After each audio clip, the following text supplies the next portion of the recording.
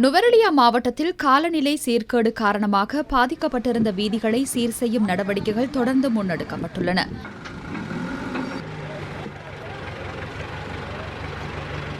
வீதி அபிவிருத்தி அதிகார சபையினர், ராணுவத்தினர், போலீசார் ஆகியோர் இணைந்து குறித்த செயற்பாடுகளை முன்னெடுத்துள்ளனர்.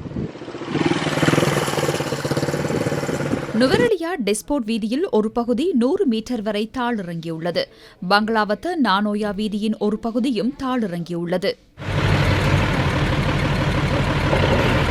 வெள்ளத்தினால் பாதிக்கப்பட்ட கால்நடைகளுக்கு சிகிச்சை அளிக்கும் நடவடிக்கை கிழக்கு மாகாண ஆளுநரின் ஆலோசனைக்கமைய முன்னெடுக்கப்பட்டுள்ளது. வெள்ளப்பெருக்கிலிருந்து மக்களை பாதுகாப்பதோடு அவர்களின் வாழ்வாதாரமாக உள்ள கால்நடைகளை பாதுகாப்பது குறித்தும் அவதானம் செலுத்தப்பட்டுள்ளது.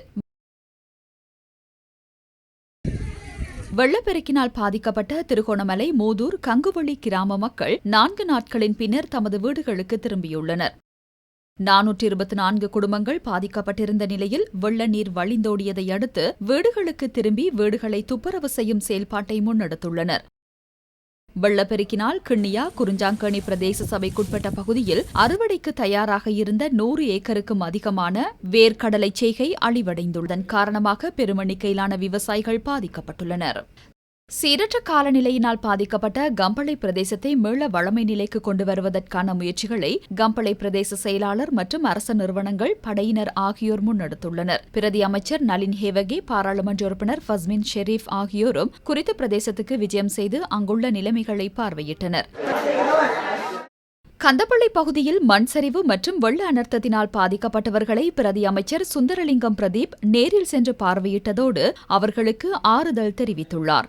கந்தப்பள்ளி பகுதியில் சுமார் 800 பேர் பாதிக்கப்பட்டுள்ள நிலையில் ஒரே குடும்பத்தைச் சேர்ந்த 4 காணாமல் போயுள்ளனர்.